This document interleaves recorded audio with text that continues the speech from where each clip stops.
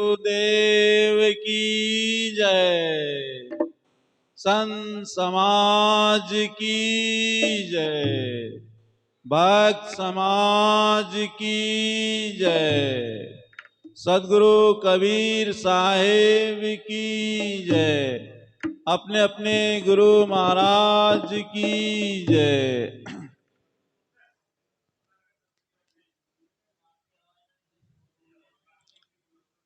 सब लोग शांत रहें थोड़ी देर तक। परम पूजनीय विभिन्न स्थानों से पधारे हुए संत महंत जन, सत्संग प्रेमी सज्जनों एवं देवियों, ये कार्यक्रम है और यहाँ हर वर्ष ये कार्यक्रम होता है। अभी आप कई संतों के, भक्तों के भजन और विचार से लाभ ले रहे थे।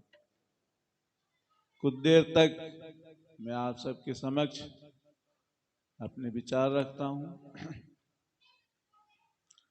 हम सब सदगुरु कबीर साहब के विचारों से जुड़े हुए हैं और कबीर साहब इस देश के एक महान संत हो गए हैं, जिनको संत परंपरा में संत सम्राट सदगुरु कबीर कहा जाता है।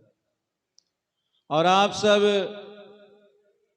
खैर इस विचारधारा से जुड़े हुए हैं, संतों से जुड़े हैं, बहुत से दीक्षित भी हैं, लेकिन कबीर साहब के बारे में आप सब स्कूलों और कॉलेजों में भी पढ़े हैं, सुने। तो ऐसे महापुरुष की परंपरा में हम सब रहते हैं और उनका ग्रंथ क्या है? बीजक है। बीजक में रमैनी,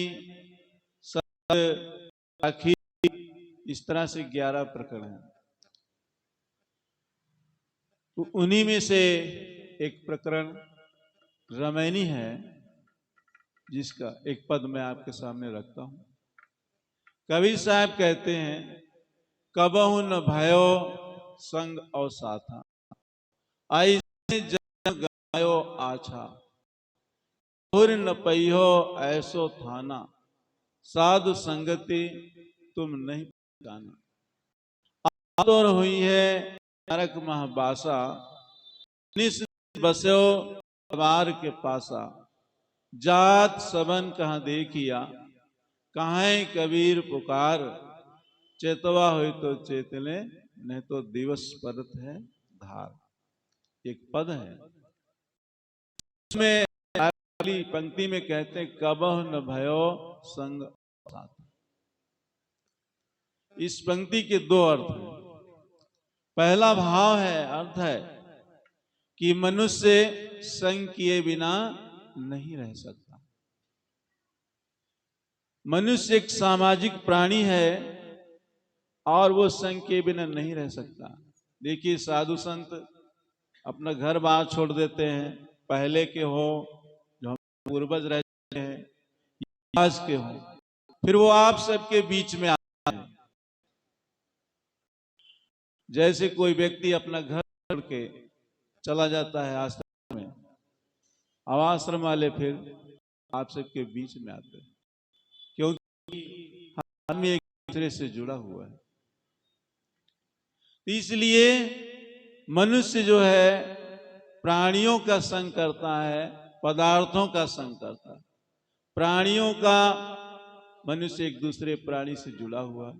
पदार्थों का, क्योंकि जो जड़ वस्तुएं हैं वो पदार्थ है, जो जीवित प्राणी है वो प्राणी है।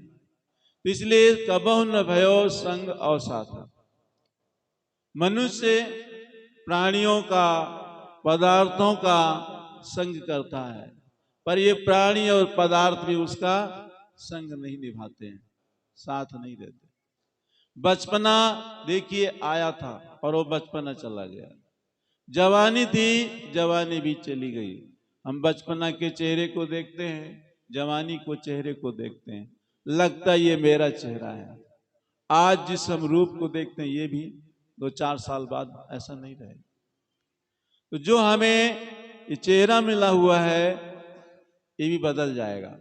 जो हमारे मित्र हैं जिनके बिना हम रह नहीं पाते, वो मित्र भी बहुत से छूट जाते हैं। पदार्थ जो वस्तुएं हैं आज हैं और कल नहीं रहती। तो जिन जिन पदार्थों का, प्राणियों का ये मनुष्य संग करता है वो नहीं रह जाते। दूसरा भाव है कि हम प्राणी और पदार्थों के अलावा अच्छा संग नहीं करते। जिन्हें हमें जरूरत है ऐसे लोगों से हम जुड़ नहीं पाते। करते क्या है, गलत खान पान करने वाले का संग कर लेते हैं, किसी नशा से जुड़े हुए व्यक्ति का संग कर लेते हैं और सीख जाते हैं। हमारी आदत कैसे बिगड़ जाती है, गलत लोगों का संग करने से हम बिगड़ जाते हैं। और करना चाहिए अच्छे लोगों का संग। अच्छे लोगों का संग न करने से हम बिगड़ते हैं और सुधरते कब हैं। किसी ने कहा बीड़ी पीजिए, शराब पीजिए, हम उसकी बात मान लेते हैं, सोचते नाराज ना हो, तो मित्र को खुश करना है तो उसकी बात को मान लिए, पीना तो सीख गए। अब दूसरा कहता मत पीजिए, तो हम छोड़ नहीं सकते। ये छुड़ा कौन सकता है? संत गुरुजन ही छुड़ा सकते हैं गलत चीजों से। अंगुली माल को, रत्नाकर को, अजामिल को किसने छुड़ाया? संत महात्माओं की जब संगति किया तो उनके जीवन में परिवर्तन हो गया। न वो कोई दान करते थे, न कोई तीर्थ यात्रा में जाते थे, न कोई ग्रंथ पढ़ते थे। केवल संतों की वाणियों को सुन करके उनके जीवन में परिवर्तन आ गया। तो भाव है कबहु न भयो संग असाथा। इस मनुष्य ने अच्छे लोगों का संग नहीं किया, अच्छे लोगों का साथ नहीं किया। इसलिए आज जो बिगड़े हुए हैं, जो जेल में पहुंच जाते हैं, वो क्यों पहुंचते हैं? क्या वहां कोई जाना चाहता है? हम अपने घरों में हैं, स्वतंत्र हैं, जहां आते जहां जाते हैं, कुछ भी खाते पीते। लेकिन यदि हम गलत कर लेते हैं, न जाना चाहे तो भी हम पहुंच जाते हैं वहां। ऐसे यदि हम गलत कर्म करेंगे तो 84 में भटक जाएंगे। मनुष्य के अलावा पशु हो जाएंगे, पक्षी हो जाएंगे, कीड़े मकोड़े हो जाएंगे। यदि हम गलत कर्म करते हैं तो इन 3 खानियों में चले जाएंगे। और वर्तमान में ही देखे, यदि हम गलत करते हैं तो जेल में पहुंच जाते हैं। जेल में स्वतंत्रता नहीं। तो इसलिए अच्छा संग न, चाहे वो गृहस्थ आश्रम का व्यक्ति रहने वाला हो, चाहे वो विरक्त आश्रम का व्यक्ति रहने वाला हो, यदि गलत कर्म करता है तो उसके लिए परिणाम गलत निश्चित होता है। देखिए सिद्धार्थ के जीवन में भविष्यवाणी हुई थी कि या तो ये बेटा तुम्हारा बहुत बड़ा महात्मा होगा या बहुत बड़ा राजा होगा। उसके जीवन में भविष्यवाणी हुई थी और वो महात्मा हो गया। हर व्यक्ति के जीवन में भविष्यवाणी है, या तो व्यक्ति गृहस्थ बनेगा या विरक्त बनेगा, 2 में से एक जीवन वो व्यतीत करता है।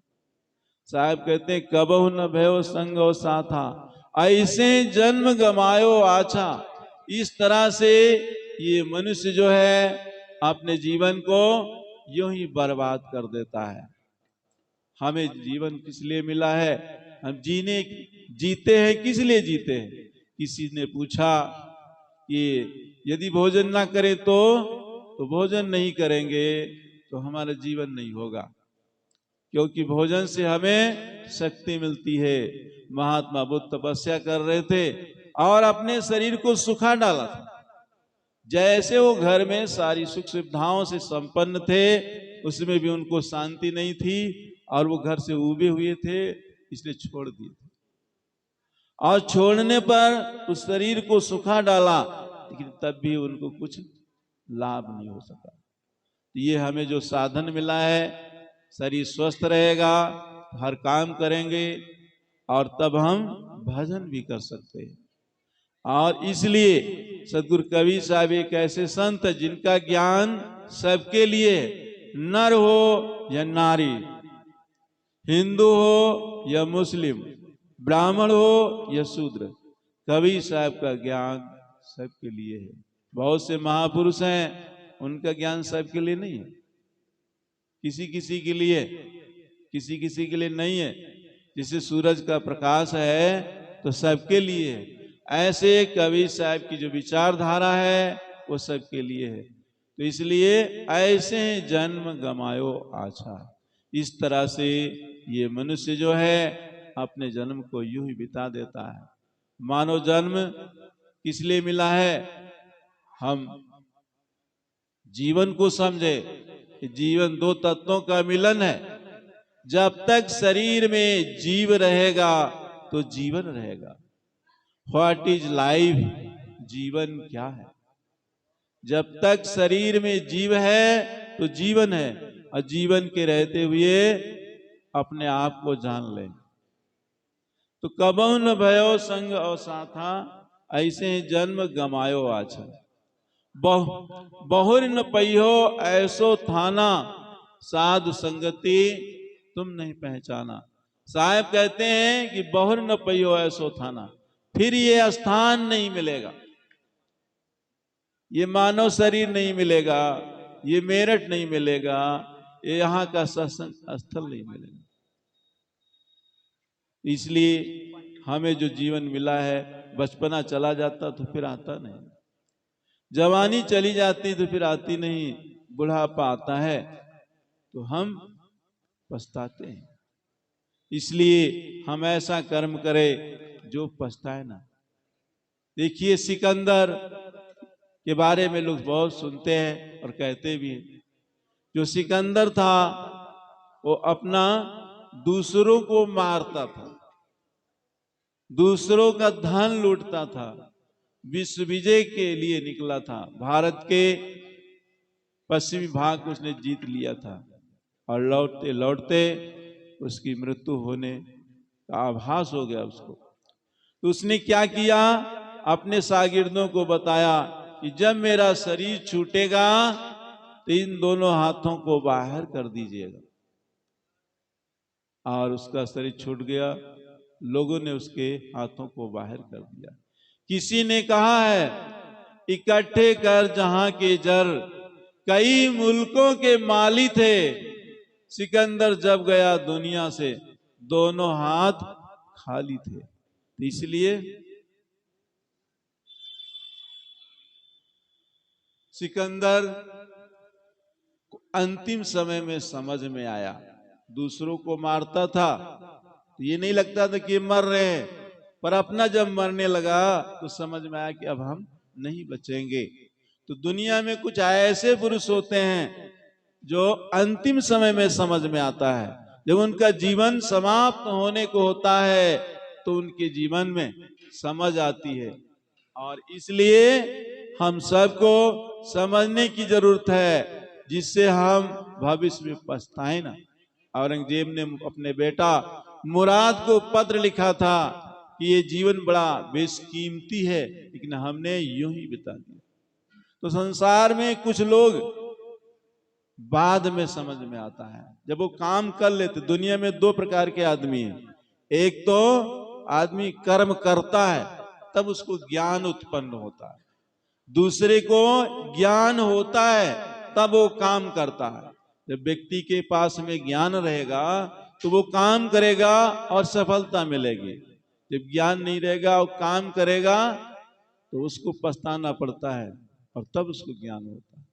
तो इसलिए साहब कहते हैं कि बहुर न पहियो ऐसो थाना। ऐसो थाना का अर्थ है ऐसा ये मानव शरीर मिला हुआ है। यहाँ हम देखो कपड़े पहन के बैठे हैं, मकान में बैठे हैं, यदि गर्मी लगती है तो पंखा चलाते हैं, ठंडी लगती तो हीटर चलाते हैं। क्या पशुओं के लिए कोई ऐसी व्यवस्था है? हम सब गुलाम थे, कभी भारत के गुलाम थे। यहाँ पर अंग्रेजों ने शासन किया, मुसलमानों ने शासन किया, और हम चाहे कि आजाद हों और अपना भाई राज करें। तो आजाद हो गए, और आजाद हो जाने पर हमने कितना विकास किया है, किस तरह से हम रह रहे हैं। क्या पशुओं को भी कोई आजादी मिली? क्या वो कपड़ा पहनने को पाए हैं? क्या उनको मकान मिला है? क्या उनको मोबाइल मिला है? वो जैसे के तैसे। इसलिए मनुष्य को ही सब सुविधाएं मिली हैं। किसी ने कहा है, मैथिली गुप्त ने, प्रभु ने तुमको करदान किया, सब वांछित वस्तु विधान किया, तुम प्राप्त करो ओहो न, फिर दोष कहो किसको। इस मनुष्य के अंदर इतनी शक्ति है कि वो जो चीज प्राप्त करना चाहे अपनी योग्यता के अनुसार यदि मेहनत करता है तो उसको वस्तु मिलती है। तो बहुर न पयो ऐसो थाना, साधु संगति तुम नहीं पहचाना। साहब कहते हैं साधुओं की संगति को पहचाना नहीं। हमारे देश में अनेक तरह के संत हैं, कोई सफेद कपड़े में है, कोई लाल कपड़े में है, कोई काले पीले में है, कोई बिना कपड़े का है। तो इसलिए अनेक तरह के हम संत हैं, उनको पहचान नहीं पाते हैं। कभी गांजा पीने वाला का संग कर लेते हैं। यहाँ हमारे देश में मांस खाने वाले भी संत होते हैं, उनका संग कर लेते हैं। और चमत्कार, अंधविश्वास, पाखंड की बात बताने वाले होते हैं, उनका हम संग कर लेते हैं। देखो सीता ने रावण को साधु मान लिया, क्या परिणाम आया? साधु संगत नहीं पहचाना। इसलिए कवि साहब कहते हैं कि बहुर न पयो ऐसो थाना, साधु संगति तुम नहीं पहचाना। साहब कहते हैं कि साधुओं की संगति की पहचान नहीं किया, जैसे सीता ने साधु को पहचान नहीं पाया।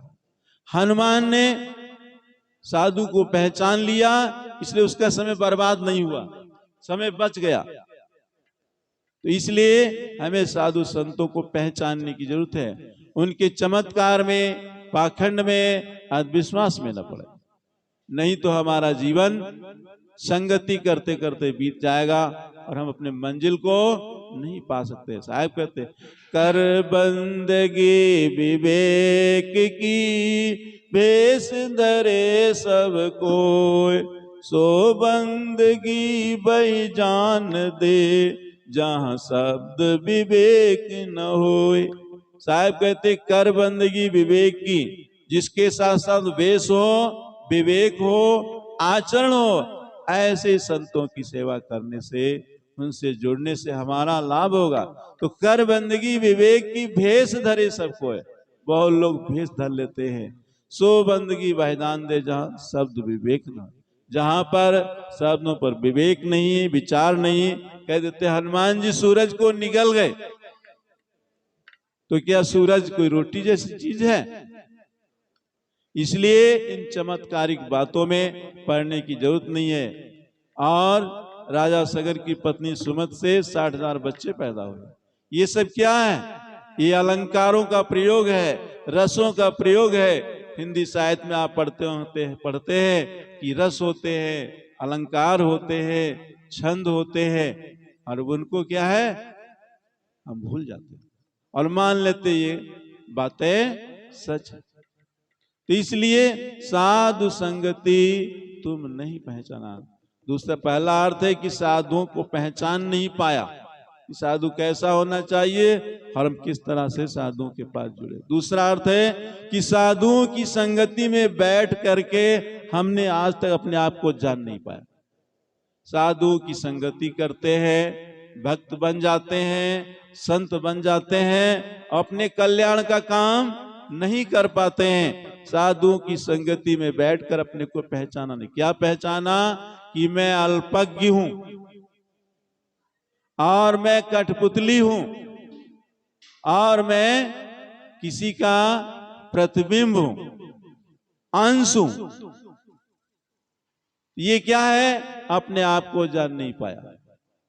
तो साधु की संगति करते हैं, फिर भी सोचते हैं कि हमको कोई चलाने वाला, हम कठपुतली की तरह नाचते हैं, हम किसी के अंश हैं, यानी उस ईश्वर के अंश है। तो ईश्वर का गुण हमारे अंदर आया नहीं जब अंश। ये सब क्या है कि हम कुछ कर नहीं पाएंगे। और आदमी ये मानता है कि मैं अल्पज्ञ हूं, ईश्वर जो है वो सर्वज्ञ है। सर्वज्ञ शब्द होता ही नहीं, अल्पज्ञ, बहुज्ञ और सर्वज्ञ 3 शब्द हैं। अल्पज्ञ किसी एक विषय का ज्ञान रखने वाला अल्पज्ञ, बहुज्ञ कई चीजों का ज्ञान रखने वाला बहुज्ञ सर्वज्ञ जो हम ईश्वर के लिए मानते हैं, सर्वज्ञ दुनिया में कोई नहीं है, केवल शब्द मात्र है। तो इसलिए साधुओं की संगति में बैठ करके हम अपने जीवन को सुधार नहीं पाया। आदमी नशा करते करते जीवन बिता देता है, असाधु बना रहता है, भक्त बना रहता है। इसलिए साधुओं की संगति में बैठ करके अपने आप को जान लेना है कि मैं चेतन हूं, ना मैं स्त्री हूं, ना मैं पुरुष हूं, ना मैं नपुंसक हूं, ना मैं ब्राह्मण हूं, ना मैं शूद्र हूं। क्या हूं? मैं चेतन हूं। ये चेतन जो है इसी की करामात है। इस शरीर, चाहे वो कितना सुंदर शरीर हो, चाहे कितना बलवान शरीर हो, चाहे कितना बुद्धिमान शरीर हो, यदि जीव निकल जाएगा तो ये शरीर कुछ भी काम नहीं करेगा। ज्यादा निकल जाएगा जीवतन से, नहीं कर्म होते इंद्री न मन से। जिस दिन इस शरीर से जीव निकल जाता है तो दुनिया में जो व्याप्त ईश्वर है उसकी सत्ता कुछ काम नहीं करती। और जीव निकल जाने पे कितना भी बलवान शरीर हो, जवान शरीर हो, या किसी संपन्न व्यक्ति का शरीर हो, सबका शरीर वैसा ही है। तो इसलिए जो भी करामात हम इसमें देखते हैं वो जीव की देखते हैं। इसलिए जीव ही सर्वोपरि है और जीव को हम पहचान नहीं पाते हैं। यही जानना जिसको कवि साहब कहते हैं कि पानी में मीन पियासी, मैं सुन सुने आवत हासी, आत्म ज्ञान बिना नर भटके, कोई मथुरा कोई काशी। जिसको ब्रह्म ज्ञान कहते हैं, पहले जैसे ब्राह्मण को ब्रह्म ज्ञान होता था, वो ब्रह्म ज्ञान क्या है उसको हिंदी में कवि साहब ने आत्मज्ञान कहा। आत्मज्ञान का अर्थ होता है खुद का ज्ञान। जिसको बुद्ध ने कहा था अप दीपा भव, अपना दीपक स्वयं मनो। अपना क्या है? तो ऐसे ही हमें अपने आप को जानना है, और हम अपने आप को जब तक जानेंगे नहीं तब तक ईश्वर को समझ नहीं पाएंगे, स्वर्ग को जान नहीं पाएंगे। आदमी अपने को नहीं जानता है और वो स्वर्ग जाना चाहता है, भगवान को पाना चाहता है, मुक्ति पाना चाहता है। ये सब कैसे? पहले जान स्वरूप को, पीछे बंधन चीन, दोनों से परिचय भई तबे मोक्ष लग ली। पहले अपने स्वरूप को जानो। एक होता है रूप और दूसरा होता है स्वरूप। रूप जो हम दर्पण के सामने खड़े हो जाएं, आईना के सामने खड़े हो जाएं तो अपना चेहरा देखते हैं। वो बचपना का चेहरा देखते हैं, जवानी का चेहरा देखते हैं, बुढ़ापे का चेहरा देखते हैं। क्या है? रूप। और ये बदलता रहता है। और स्वरूप जो है बदलता नहीं है। उसी स्वरूप को समझना है, अपना स्वरूप क्या है। इसलिए पहले जान स्वरूप को, पहले अपने स्वरूप को पहचाना। हम बिना आंख से क्या देखते हैं? सारी चीज आंख से देखते हैं, पर बिना आंख से क्या देखते हैं? स्वप्न को बिना आंख से देखते हैं। आंखें बंद कर लेते हैं तो स्वप्न दिखाई देता है। जो दिखाई दे रहा है वो क्या है? वो दृश्य है। और देखने वाला कौन है? ये चेतन जीव है। इसलिए एक रूप है और दूसरा स्वरूप है। कहते हैं पहले जान स्वरूप को, पीछे बंधन है। पहले अपने स्वरूप को समझना है, उसके बाद बंधन को पहचानना है। बंधन क्या है? एक बंधन खानी जाल है और दूसरा बंधन वाणी जाल है। बंधन दो हैं जो हम कानों से सुनते हैं। एक बंधन है जो कानों से सुनते आ रहे हैं, दूसरा बंधन है जो आंखों से देखते हैं। आंखों से क्या देख रहे हैं? धन है, जमीन है, परिवार है, इसको हम देखते हैं, इसमें बंधे हुए। जो आंख से दिखाई देता है वो बंधन है, उसमें भी हम बंधे। और कान से सुनते हैं, कान से सुनते क्या है? ईश्वर है, भूत प्रेत है, देवी देवता है, स्वर्ग नरक है। ये हम सुनते आ रहे हैं लेकिन कभी अनुभव में नहीं है, इसमें भी हम बंधे हैं। इसलिए खानी जाल और वाणी जाल में जीव बंधा है। लेकिन इन जीव दोनों का दृष्टा है। ये जीव दोनों को जानने वाला है। खानी जाल जो आंखों से दिखाई देता है उसको भी ये जीव जानने वाला है, और जो कानों से सुनने में आ रहा है उसको भी जीव सुनने वाला है। इसलिए दोनों को सोच समझ करके तब अपने लक्ष्य को हम पा सकते हैं। इसलिए बहुर न पइयो ऐसो थाना, साधु संगति तुम नहीं पहचाना। इसलिए साधुओं की संगति में बैठ करके भी व्यक्ति सुधार नहीं कर पाता, या तो साधुओं की पहचान नहीं कर पाता है कि कैसे हम साधु से जुड़े। कभी साहब देखो, अंधविश्वास पाखंड चमत्कार के लिए जाने जाते हैं कि वो ऐसा नहीं मानते हैं, और जीवन के अंतिम समय में वो काशी छोड़ करके मगहर गए थे। वो किस लिए गए थे? अपनी जर्जरा अवस्था में गए थे। वो गए किस लिए थे? कि समाज में एक भ्रांति फैली हुई थी कि मगहर में मरने से लोग गधा हो जाते। कभी साहब ने कहा नहीं, हम मगहरी में जाके शरीर छोड़ेंगे।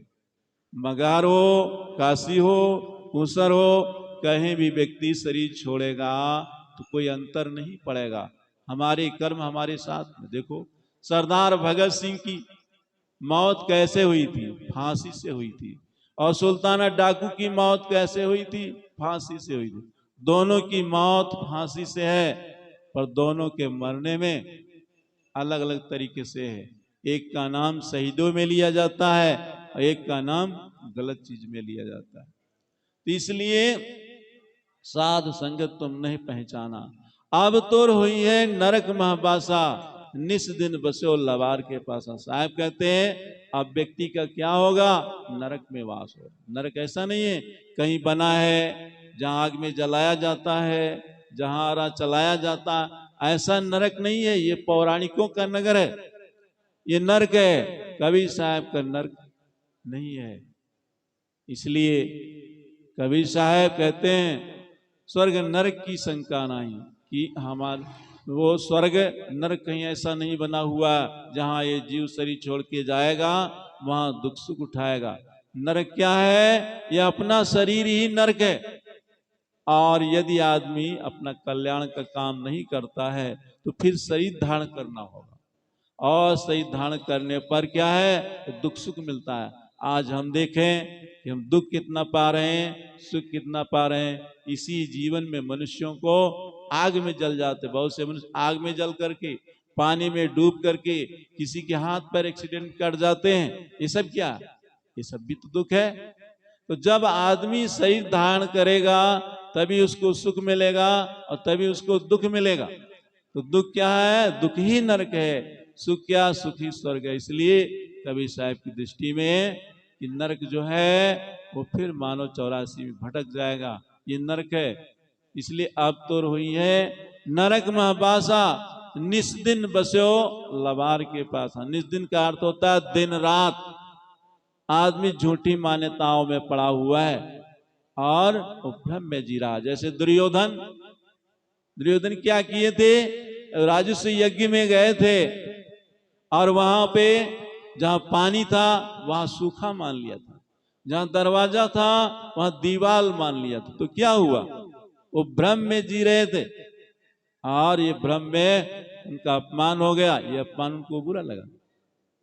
राम ने सोने के मृग को मृग मान लिया था, लक्ष्मण ने समझाया था सोने का मृग होता नहीं है, पर राम ने माना नहीं। कवि कहता है कि राम न जाते हिरन संग सिए न रावण साथ। यदि राम हिरन संग नहीं जाते, सीता जी रावण के साथ में नहीं जाती। इसलिए आदमी भ्रम में जीता। राम भी भ्रम में पड़ गए, जैसे दुर्योधन भ्रम में पड़ गया, ऐसे ही आदमी भ्रम में पड़ा हुआ। कभी कभी देखिए आप इस स्थान से दूसरी जगह जाएं तो वहां लगता है पूरब अमुक दिशा में है, पश्चिम अमुक दिशा में है। तो इसलिए क्या होता है? दिशा भ्रम है। वो दिशा भ्रम कब जाएगी? जब सवेरा होगा और सूर्य उदय होगा तो व्यक्ति को मानना ही पड़ जाएगा कि पूरब इधर है। तो ऐसे ही हमें संत गुरुजनों से ज्ञान प्राप्त होगा तो हमको विश्वास हो जाएगा कि मैं कौन हूं। इसलिए अब तो रोहिए नरक महाबासा, निस दिन बसो लवार के पासा, जात सबन का देखिया कहें कबीर पुकार। कबीर साहब पुकार करके पुकारना होता है दुख भरी आवाज में किसी को याद करना, ये पुकारना है। कबीर साहब दुखी नहीं थे, लोगों के दुख को देख करके उनके अंदर करुणा थी, इसलिए वो पुकार करके कहते हैं, कहें कबीर पुकार के चेतवा हुई तो चेत ले, नहीं तो दिवस परत है धार। साहब कहते चेतना है तो चेत लो, नहीं तो दिन दहाड़े डाका पड़ता है। डाका डालने वाला आदमी आता है, आपको चैलेंज भी दे देता है और आपसे चाबी मांग करके आपसे निकलवा लेगा।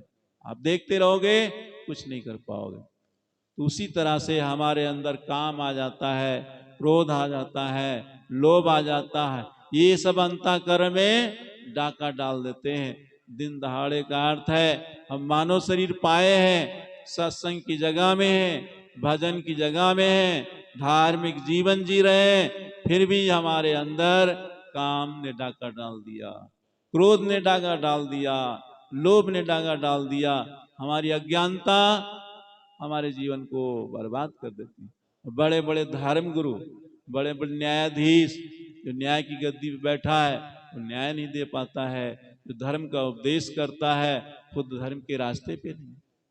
शासक है, वो शासक क्या है, वो भी जेल में चला जाता। तो इसलिए सब कुछ है, धन भी है, पद भी है, सब है, लेकिन आदमी के अंदर अच्छाई नहीं है और सच्चाई नहीं है तो कुछ भी नहीं है। इसलिए रावण की लंका सोने की थी, उस सोने में आनंद नहीं आया। एक से एक रानी भी थी, उस रानियों में आनंद नहीं आया और सीता को ले आया।